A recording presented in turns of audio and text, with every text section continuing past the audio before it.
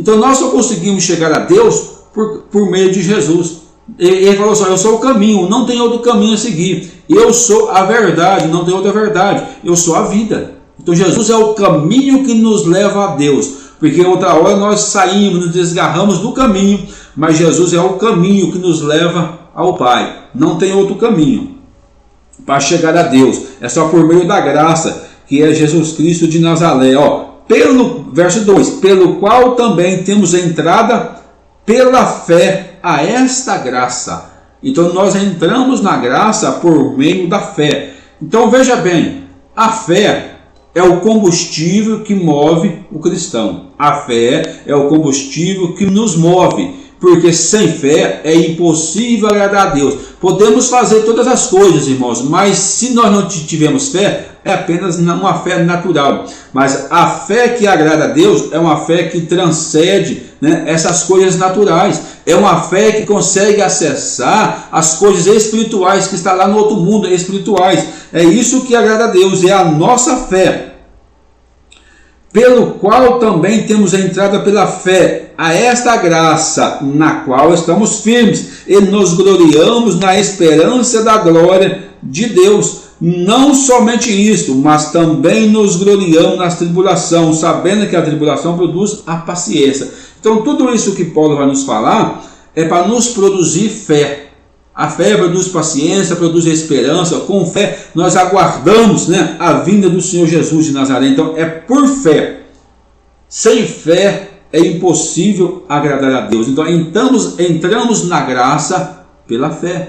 Muitos são privados da graça porque não têm fé. A fé dele não consegue enxergar as coisas sobrenaturais, somente as coisas naturais. Romanos 4, o verso número 16. Romanos 4, verso 16.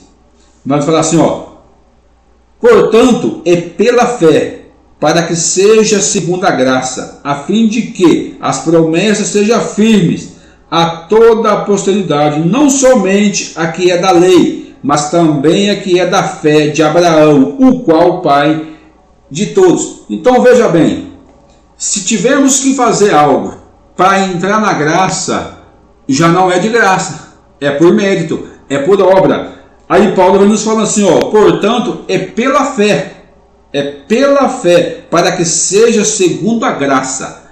Então nós conseguimos entrar na graça pela fé. Se nós falarmos que temos que fazer algo para entrar nesta graça, já não é pela fé, aí já é por obra, já é por mérito, Então, portanto, é pela fé, para que seja segundo a graça, a fim de que a promessa seja firme a toda a posteridade, não somente a que é da lei, mas também a que é da fé por Abraão.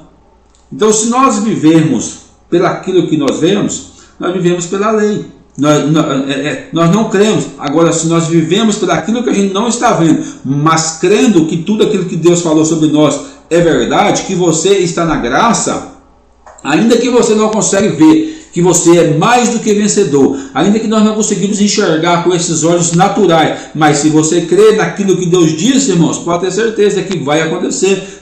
Temos que declararmos, que falarmos, e cremos em tudo aquilo que nós falamos, porque nós temos a entrada nessa graça pela fé em Cristo Jesus, pela fé em Cristo Jesus. Volte mais um pouquinho aí, Romanos capítulo 3, verso de número 24. Romanos 3, verso 24. Fala assim, sendo justificado gratuitamente pela sua graça, pela redenção que há em Cristo Jesus. Olha que bonito esse texto, sendo justificado por bom comportamento? Não. Sendo justificado por jejuar muito? Não. Sendo justificado por fazer a obra? Não. Paulo está falando o seguinte, sendo justificado gratuitamente, é de graça. Nós somos justificados de graça, não temos que fazer nada, porque Jesus já nos justificou de tudo. Nós só temos que crer, irmãos, crer que você foi justificado gratuitamente. Sabe por quê? Quando Adão pecou, lá no jardim, Você não estava lá, você não sabe que fruto que é, mas mesmo assim você já nasceu condenado, já nascemos condenados. Por quê? Herdamos a natureza pecaminosa de Adão, e essa natureza já vem de fábrica, já vem dentro de nós. Paulo fala que o pecado habita em nós. Então veja bem, quando Adão pecou no jardim, nós estávamos em Adão, nós fomos feitos pecadores em Adão. Então você não fez nada e você se tornou pecador. Da mesma maneira, quando Jesus foi crucificado naquela cruz, você não estava lá, você não sabe que tamanho que era o escravo, mas mesmo assim você foi justificado, de graça. Como você não fez nada, se tornou pecador, da mesma maneira, também você não fez nada e se tornou justo, gratuitamente por meio de Jesus Cristo. Verso 24, Romanos 3, sendo justificado gratuitamente pela sua graça, favor imerecido. Pelo que? Pela redenção que há em Cristo Jesus.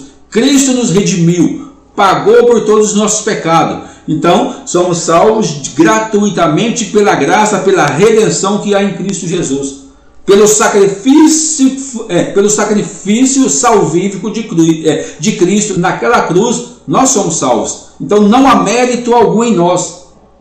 Nós só temos que reconhecer que tudo que Ele nos deu foi de graça. É de graça, irmãos. Mas nós só conseguimos acessar isso por meio da fé. Sem fé é impossível agradar a Deus. Sem fé nós não conseguimos agradar a Deus. É somente pela fé. Verso 25, ao qual Deus propôs para propiciação pela fé no sangue para demonstrar a sua justiça pela remissão dos pecados dantes cometidos sobre a paciência de Deus. Então veja bem, ao qual Deus propôs para propiciação. O que é propiciação? Propiciação é cobrir. Lembra não sei se os irmãos vão lembrar da Arca da Aliança, que tem a tampa que chama propiciação, a tampa que cobre, para que ninguém pudesse olhar lá dentro. Aquela tampa cobria. Então propiciação quer dizer o quê? Cobrir. Deus cobriu todos os nossos pecados, pagou todos os nossos pecados. Então Deus cobriu.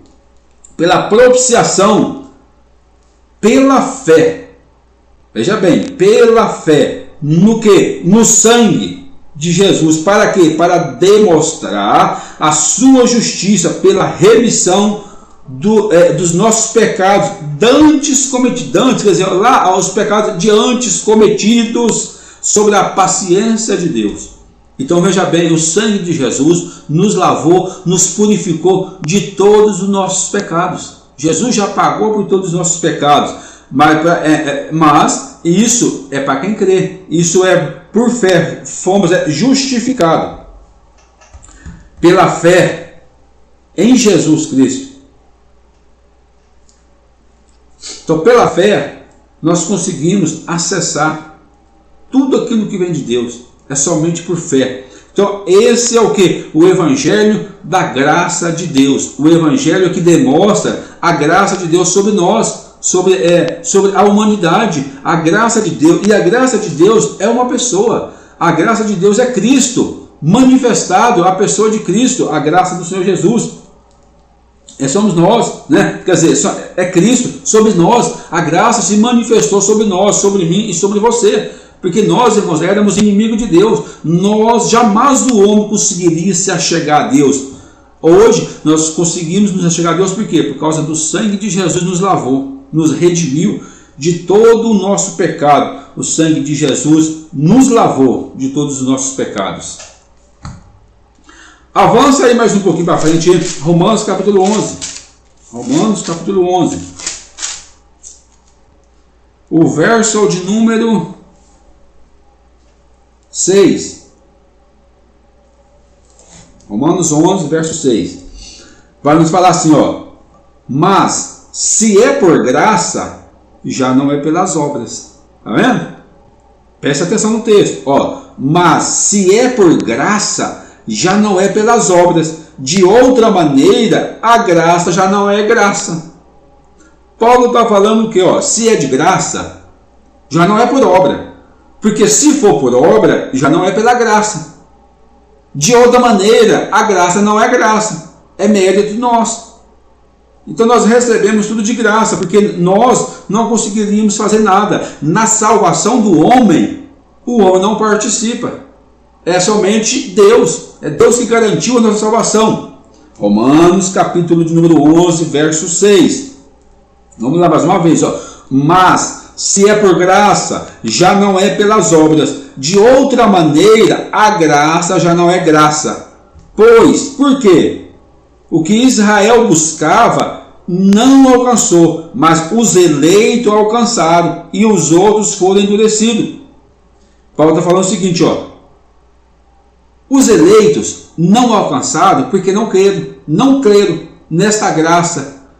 Eles queriam alcançar, Israel queria alcançar por meio das obras, por meio do bom comportamento. Eles queriam alcançar por isso, então eles não alcançaram isso. Mas todos aqueles que crêem em Jesus, esses alcançam. Os gentios, nós alcançamos por meio da fé. Nós entramos nesta graça, nós entramos na graça.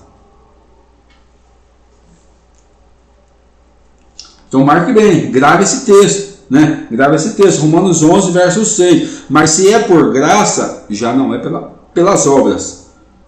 Se é de graça, eu não tenho que fazer nada, eu só tenho que crer, que ter fé, que é tudo de graça, que Deus já nos deu tudo de graça. Eu quero que você avance aí, avance mais um pouquinho. Efésios,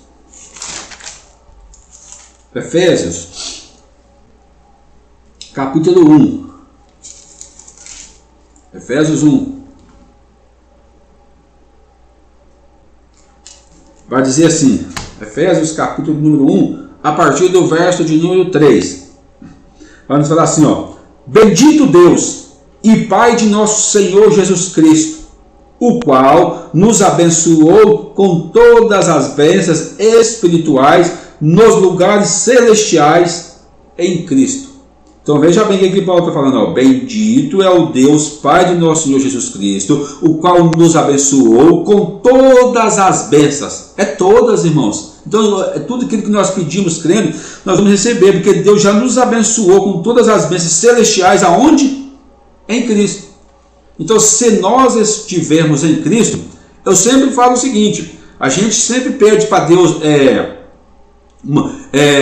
para Deus mudar a nossa vida, mudar o nosso caminho, para Deus nos salvar, mudar o nosso caminho, mudar a nossa vida, para Deus nos dar as coisas. Mas eu falo o seguinte, para nós Deus não tem nada, Deus tem para Cristo. E quem está em Cristo vai desfrutar de todas as bênçãos, vai desfrutar de um caminho plano, que ele falou que ele é o caminho, vai desfrutar de toda a vida plena, porque ele falou que ele é a vida. Então quem está em Cristo vai desfrutar de todas essas bênçãos. É só para quem está em Cristo. Romanos capítulo 8 vai falar que não há condenação para quem está em Cristo. E quem está em Cristo vai desfrutar de tudo aquilo que Deus deu ao Filho. Que Jesus já foi abençoado com todas as bênçãos celestiais, nos lugares celestiais, em Cristo Jesus. Verso 4. Como também nos elegeu nele, antes da fundação do mundo. Então Deus nos elegeu, nos escolheu nele, antes da fundação do mundo. Cada um de nós somos escolhidos. Eu e você, nós somos escolhidos por Deus. Antes da fundação do mundo, Deus escolheu cada um de nós. Para que Deus nos escolheu nele?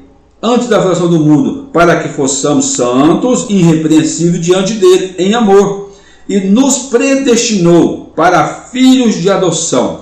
Então Deus nos escolheu e nos predestinou. Para que Deus nos predestinou? Para filhos de adoção. Então Deus nos predestinou para filhos.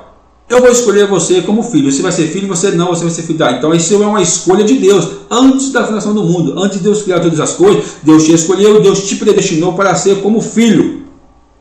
Como filho de adoção. Por que de adoção? Porque os verdadeiros filhos é Israel. Nós somos adotados, enxertados na videira por meio de Cristo.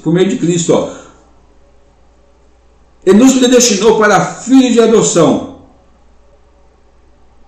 por Jesus Cristo, para si mesmo. Então Deus nos predestinou para a filha de adoção em Cristo para Ele mesmo, segundo o beneplácito da sua vontade. O que é beneplácito? Beneplácito é boa vontade, é bom prazer, aquilo que nos dá prazer. Então Deus, antes da fundação do mundo, Deus teve o quê? Deus teve o quê? Uma boa vontade. Aquilo que agradava a Deus, Deus teve uma boa vontade. E qual foi a boa vontade de Deus? Nos escolher, nos predestinar para filhos. Esse é o que? O beneplácito de Deus, o bom prazer. Deus teve um bom prazer em nós. Segundo o seu beneplácito da sua vontade. Para quê? Para louvor da sua glória, da sua graça, pela qual nos fez agradável a si mesmo. Então Deus nos fez agradável a si mesmo. Por quê? Agora nós somos agradáveis a Deus, porque agora nós somos lavados e remidos pelo sangue de Jesus. Mas antes, nós não éramos agradáveis a Deus. Nós vivíamos uma vida no lago horrível de lodo. Né? Nós não podíamos nos achegar a Deus. Então o que Deus fez? Deus nos pegou, nos deu as vestes novas, nos lavou com o sangue do seu Filho, nos redimiu, nos glorificou, e agora nós somos agradáveis a Deus. Deus nos tornou agradável por quê? Por meio da sua graça, por meio de Jesus Cristo. Nós agora somos agradáveis a Deus, porque antes nós não éramos agradáveis a Deus. Antes nós éramos inimigo de Deus. Continua falando assim, para louvor da sua glória, na sua graça, pela qual nos fez agradável a si mesmo no amado, em quem temos a redenção, pelo seu sangue, a remissão das ofensa que é pecado, a remissão dos pecados, segundo a riqueza da sua graça. Então nós somos hoje lavados, redimidos pelo sangue de Jesus, pelo meio da graça. Pela graça de Deus nós somos agradáveis a Deus. Então veja bem que não é nada de nós, não é nada sobre nós, é tudo sobre Ele, e Ele fez tudo por nós. Então nós estávamos sujos, afundados no pecado. A Bíblia nos fala o seguinte, que nós éramos constituídos inimigo de Deus, e Deus nos salvou, nós ainda sendo o inimigo. Deus não esperou você ser crente, Deus não esperou você ser bonzinho, não. Deus te salvou quando você estava lá afundado, lá no lamaçal do pecado. Deus deu o seu Filho para morrer por nós, antes de nós sermos crentes, antes de você ser bonzinho. Você imagina agora que nós somos bons, né? Que nós somos justificados. É o que Paulo fala. Agora é que nós somos justificados, agora nós podemos receber a nossa herança em Cristo Jesus, em Cristo Jesus. Então, nada que nós fazemos é por nosso mérito, é tudo pela graça de Deus. O Evangelho da graça de Deus. Não há mérito algum no homem, não há mérito algum em nós. Nós só temos o quê? Que crer e aceitar do sacrifício de Cristo naquela cruz por nós. Cristo pagou por todos nós, né? Então o Evangelho da graça,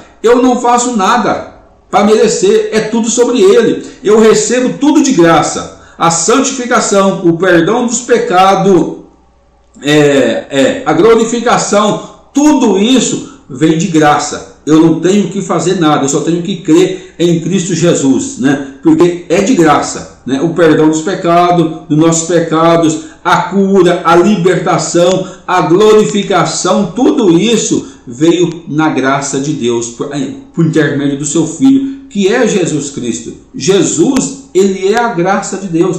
A graça se manifestou entre nós. A graça do Senhor tem manifestado entre nós. Então esse é o primeiro ponto, o Evangelho da graça de Deus. Mas pastor, o que é o Evangelho do Reino? O Evangelho do Reino, ele é oposto ao Evangelho da graça. O Evangelho da graça, eu não tenho que fazer nada para receber, para merecer. Cristo fez tudo por mim. Mas se eu quero reinar com Cristo, o Evangelho do Reino é por meio das obras. Eu tenho que contribuir. O Evangelho da graça, o homem não participa. É a salvação, o homem não participa. Já o Evangelho do Reino, o homem tem uma parte que o homem tem que fazer. É o Evangelho das boas novas do Reino, do governo de Deus. E se nós queremos governar com Cristo, nós temos que ser participantes do Evangelho do Reino. Veja bem, não confunda o Evangelho da graça Evangelho da graça, você recebeu tudo de graça. Quanto ao Evangelho do Reino, nós temos que ser participante no Evangelho do Reino, para podermos governar com Cristo. O Evangelho do Reino. Então agora, vamos falar um pouco sobre o Evangelho do Reino. O Evangelho do Reino. O Evangelho do Reino de Deus, ele é por obras. Quanto da graça é favor imerecido, você não tem que fazer. Já o Evangelho do Reino, nós conquistamos, né, uma boa posição juntamente com Cristo no Reino por meio das nossas obras aqui nessa terra. O primeiro texto que nós vamos ler é Apocalipse, capítulo 2. Apocalipse, capítulo de número 2. Vamos lá para Apocalipse.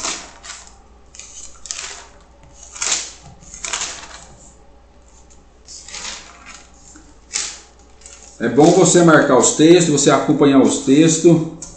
Apocalipse, capítulo de número 2, vai nos falar assim, o verso de número 1. Escreve ao anjo da igreja que está em Éfeso. Isso diz aquele que tem na sua destra as 7 estrelas, que anda no meio dos 7 castiçais de ouro. Verso 2. Eu conheço as tuas obras e o teu trabalho. Então, veja o seguinte. Nessas 7 igrejas do Apocalipse, Jesus está procurando uma coisa. Ele está olhando uma coisa. Então aqui Jesus não está vendo quem é crente. Aqui Jesus não está vendo quem é bonzinho, não. Aqui Jesus está olhando somente as obras. Por que Jesus está olhando as obras? Porque quem tiver obra vai reinar com ele. Então nós vemos as 7 igrejas. Jesus está olhando somente as obras. Jesus não está olhando quem é crente e quem não é crente, não. Ele está olhando somente as obras. Para a primeira igreja, ele vai falar assim, ó, eu conheço as tuas obras e o teu trabalho e a tua paciência, e que não pode sofrer os maus, né? E puseste as provas que diz ser apóstolos e não são, e tu achastes mentirosos. Então tá, veja bem, Jesus está olhando as obras. Aí, ó, na outra igreja, na segunda igreja, no verso de número 9, ele vai falar assim, ó, eu conheço as tuas obras e a tua tribulação. Então veja bem, que nas 7 igrejas ao Apocalipse, Jesus está olhando somente as obras da igreja. 7 igrejas, 7 períodos de uma mesma igreja, né? 7 períodos, as 7 cartas, as 7 igrejas, se corresponde o quê? A 7 períodos de uma mesma igreja, Então, para reinar com Cristo, temos que ter obras, temos que fazer obras. Vamos lá aqui, Apocalipse capítulo 2. Verso de número 25.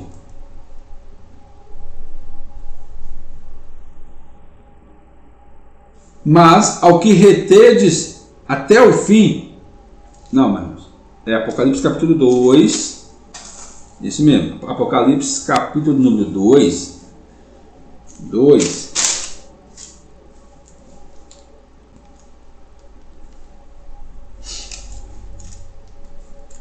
Ele vem falando sobre as obras. Apocalipse capítulo 3. E ao anjo da igreja que está em Sardes, escreve isso, diz: o que tem os 7 Espíritos de Deus e as 7 estrelas. Eu conheço as tuas obras, e que tem nome de que vive, mas está morto. Não. Então Jesus está olhando aqui no Apocalipse as nossas obras, né? Mas ele está falando o quê? Está olhando para as obras. Então nós temos que fazer o quê? A vontade do Senhor. E qual é a vontade de Deus? A vontade de Deus é que nós façamos as obras deles aqui nessa terra, para que nós possamos reinar com Ele, né? Reinar com Ele. Então cada um de nós vamos reinar com Deus. Então nós temos que fazer as obras, mas não é qualquer obra. É a obra que Deus pede para que nós façamos, né? Porque talvez nós façamos obras que Deus não nos pediu. E se nós fazemos obra que Deus não nos pediu, nós não vamos ter recompensa, porque Deus não pediu para a gente fazer aquela obra. Então nós temos que saber qual é o tipo de obra, qual é a obra que Deus está nos pedindo. Então nós temos que fazer a obra segundo a vontade de Deus, para que nós possamos reinarmos com Ele, né? Por quê? Avança aí para Apocalipse, capítulo número 20. Apocalipse, capítulo de número 20.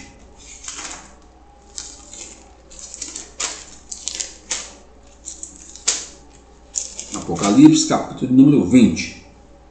O verso de número 4. Então, nós temos que fazer as obras para podermos reinar com Cristo. Aonde? No milênio, no período de 1000 anos. Nós vamos reinar com Cristo. Apocalipse 24 vai falar assim, e vi tronos, e assentaram-se sobre eles aqueles que foi dado o poder de julgar, e vi as almas daqueles que foram degolados pelo testemunho de Jesus Cristo, pela palavra de Deus, e que não adoraram a besta, nem a sua imagem, e não receberam o sinal na testa, nem na mão, e viveram e reinaram com Cristo durante 1000 anos. Então veja bem, reinar com Cristo, nós vamos reinar com Cristo pelo período de 1000 anos. Então tem 1000 anos que nós iremos reinar com Cristo. E para nós reinarmos com Cristo nesse período de 1000 anos, nós temos que fazer o quê? A vontade de Deus. Qual é a vontade de Deus? Que nós possamos fazer as obras que Ele preparou para que nós façamos. Então Deus te escolheu, te deu um propósito de fazer a sua obra. Cada um de nós temos que fazer as obras que Deus deixou para nós fazermos. Mas como eu falei, não é qualquer obra. Tem que ser a obra da vontade do Pai. As obras que Deus pediu para que nós façamos. Porque talvez há uma diferença, né, de trabalhar para Deus e trabalhar com Deus. Quando Jesus foi na casa de Marta e Maria, lá na aldeia, lá em Betânia, a Bíblia vai falar o seguinte, que Marta estava afadigada aos seus muitos afazeres, quanto Maria escolheu a melhor parte, que era o que? Estar aos pés de Jesus, ouvindo a palavra. Marta estava afadigada com os seus muitos afazeres, esqueceu que o principal era estar aos pés de Jesus.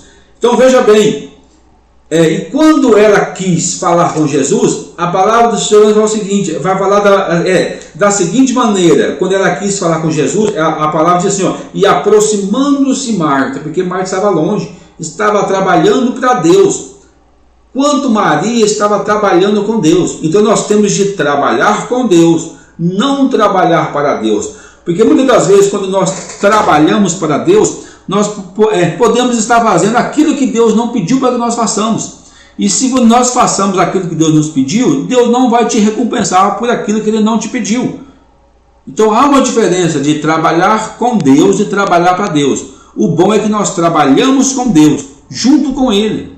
Porque Ele falou o seguinte, que sem Ele, nada nós podemos fazer. Então as obras que Ele quer que nós façamos, temos que fazer com Ele, porque com Ele nós podemos fazer tudo. Tudo que é da vontade dEle, tudo que é da vontade dEle. Não o que é da sua vontade não, mas tudo que é da vontade dEle. Mateus, capítulo de número 7. Mateus, capítulo número 7. Mateus, capítulo número 7, a partir do verso de número 21. Mas nos fala assim,